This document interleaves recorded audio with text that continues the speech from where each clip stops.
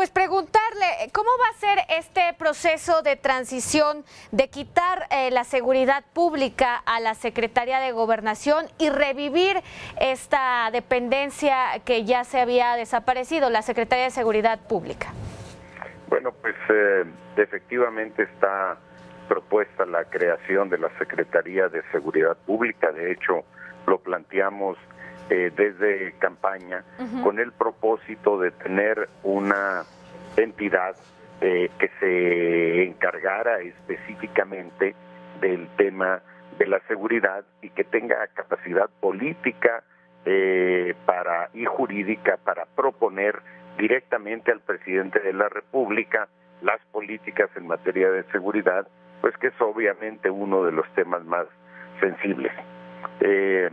Esta secretaría ya existía, desapareció al inicio del actual gobierno, pasaron las atribuciones a Gobernación y nosotros estimamos que ese cúmulo de atribuciones en la Secretaría de Gobernación le restó eficacia y también le restó la posibilidad de facilitar la suma de esfuerzos de coordinación para lograr mejores resultados. Así es que regresamos al esquema de la Secretaría de Seguridad Pública, que desde nuestro punto de vista nunca debió haber desaparecido, en virtud de que las instituciones requieren tiempo para madurar, requieren tiempo para optimizar la eficacia con la que funcionan. En Estados Unidos, una institución seguramente tienen más de 200 años.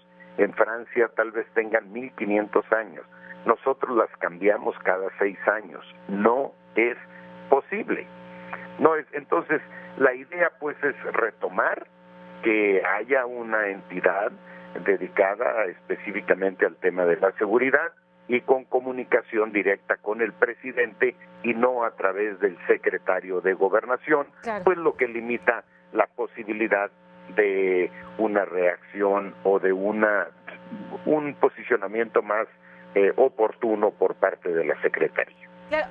Alfonso Durazo, ¿cuánto duraría esta transición? Es decir, ¿cuándo ya podríamos estar viendo una Secretaría de Seguridad Pública ya en funciones? Y durante esta etapa de transición, ¿cómo se van a coordinar las fuerzas de seguridad en el país? Porque pues en materia de seguridad no podemos hacer un break, una pausa ante los 114,000 muertos que ha habido en este sexenio. No hay por qué hacer absolutamente ningún break.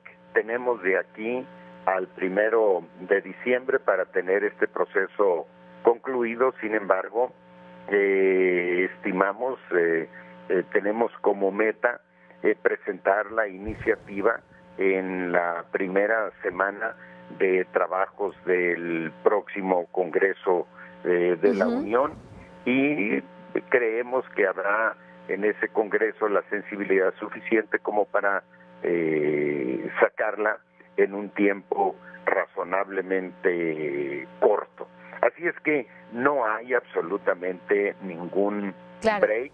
Nosotros estamos trabajando en traducir toda la plataforma programática de campaña a un programa de trabajo, a un plan de gobierno en materia de seguridad, y que tiene tiempos responsables, presupuestos, mecanismos de evaluación. Así es que desde el 1 de diciembre, desde el primer día, no solo ya sabremos qué hacer, sino que ese mismo día pondremos en marcha una serie de medidas que cuanto más eficaces rendirán mejores frutos, o en plazos más cortos rendirán frutos en materia de seguridad. Claro. Hola, ¿qué tal? Muy buenas noches, próximo secretario de Seguridad Pública de México. Le quiero preguntar, ¿En qué consiste este plan estratégico que presentaron ante Andrés Manuel López Obrador? Y ha sido van encaminados estos lineamientos que incluyen, incluso que por ahí lo leí, la salida del ejército de las calles.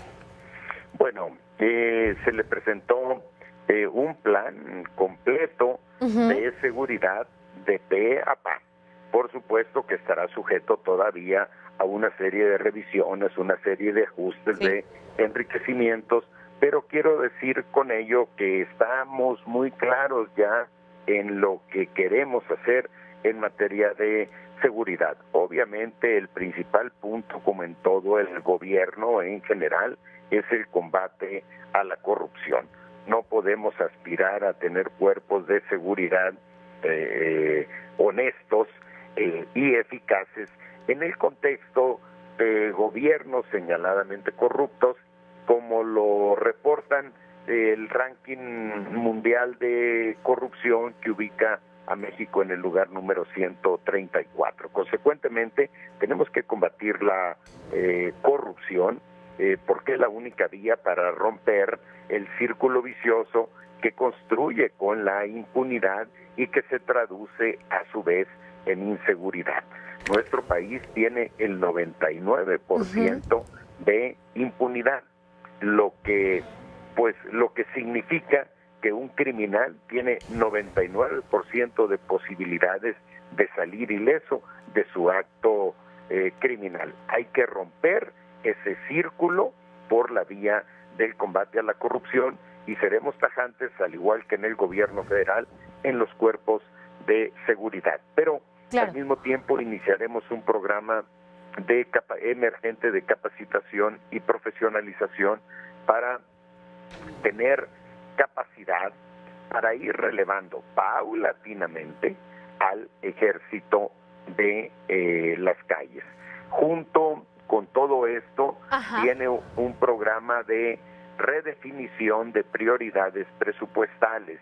Estimamos ahí generar ahorros muy importantes que se destinarán en forma integral a el financiamiento de al mejoramiento de las condiciones socioeconómicas de los integrantes de los cuerpos de seguridad.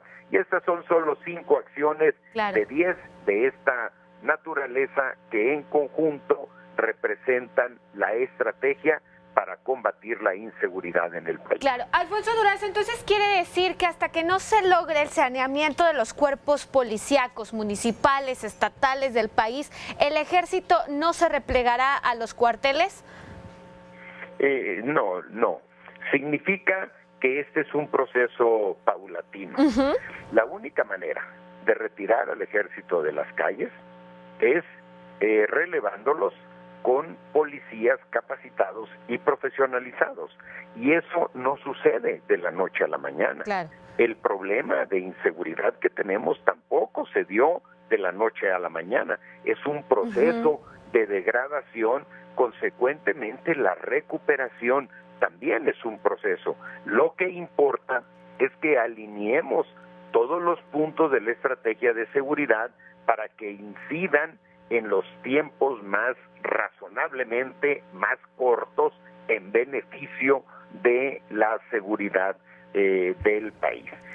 Uno de los puntos, ya que lo mencionas, es el fortalecimiento de los cuerpos de seguridad municipales y estatales, porque la mayor parte de los crímenes de la violencia sucede ahí, en los municipios, pero estos cuerpos de seguridad no están capacitados para combatir el crimen, no están capacitados para reaccionar, para atender problemas de violencia profesionalmente. Consecuentemente, una de las prioridades es el fortalecimiento institucional de los cuerpos estatales y municipales de seguridad. Claro. Alfonso Durazo, pues aprovechando también una de las figuras que ha causado muchísima polémica o también hasta cierto punto interés en la población es la amnistía. Ustedes hablan de enviar una iniciativa de ley de amnistía. ¿Qué sí y qué no en esta ley de amnistía y quiénes podrían acceder a la amnistía? Mira, que sí y que no va a depender de la sociedad. Nosotros estamos convocando a un proceso de reflexión nacional y los términos de la iniciativa de ley de amnistía que presentaremos serán aquellos que generen consenso en este proceso de reflexión nacional. Entonces, qué sí y qué no dependerá de qué términos generan consenso. ¿Quiénes sí y quiénes no? De entrada te puedo decir quiénes no. México es firmante de una serie de acuerdos internacionales en materia de derechos humanos y esos acuerdos obligan a nuestro país a excluir de eventuales amnistías a los grandes criminales, a los grandes corruptos, a violadores, a extorsionadores, a quienes hayan cometido crímenes de lesa humanidad, a quienes hayan cometido violaciones graves de derechos humanos. Podría decirte que ese es el abanico de los que no, porque nos lo impide el derecho internacional, acuerdos internacionales que comprometen y que obligan también a nuestro país. Claro. Quienes sí también es producto de este proceso de reflexión nacional, pero te adelanto, hay cientos de miles de niños halcones cuya edad oscila entre los 7, los 12, los 14 años.